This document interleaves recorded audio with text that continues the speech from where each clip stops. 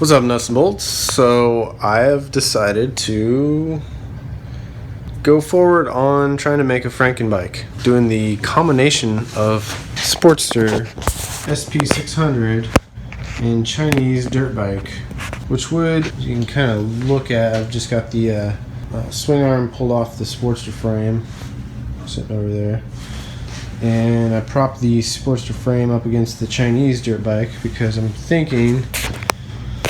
And here's a little disclaimer.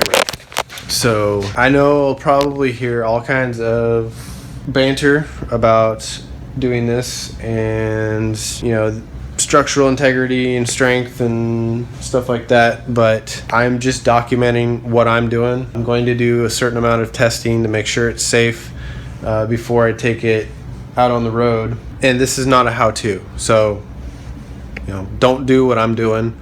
I'm just documenting what I'm doing. I'm a little bit ghetto, a little bit redneck, and I'm gonna try this because I think it's cool. So there.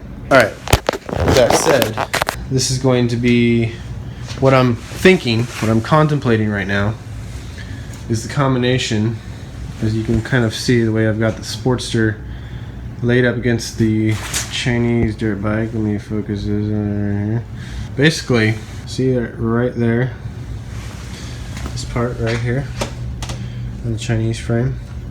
This is where the frame, upper part of the subframe welds to the backbone. It's just this tab right here. You can't see it's because it's dark, but there's a bead, weld bead right there, and a weld bead right there. And this plate right here is welded to the subframe and to the backbone. And what I'm thinking of doing is cutting these welds, and then the rest just mounts by bolting to the engine. Pull that whole tail section, swing arm assembly, which brings with it the pegs, the kickstand. Throw that on the back of the Sportster frame. Franken weld them together. And that would be my rear suspension. It should hold up the weight of a Sportster. I'm a little worried about that swing arm, but we'll see with further testing.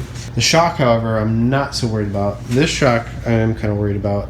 This shock I threw in there because I got it off of eBay, because the one that was in there would be to like a Sportster. It was way, way, way too stiff for this little bike. The thing, it was almost like a hardtail. It would, every little bump would try to buck you off. It was way too hard. That was the whole reason for getting that shock, is to make that bike rideable off-road. You know, that bike is held up actually. I would probably end up grind out and redoing a lot of the welds on that subframe. Looking at them, I don't really trust them. The big question is the steel.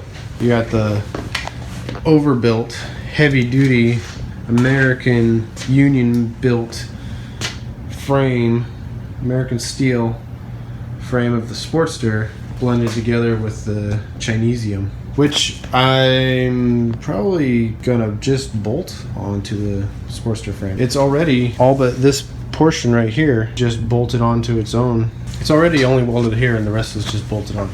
So yeah, and then probably using the stock Sportster triple trees, which take the same size shocks, same diameter.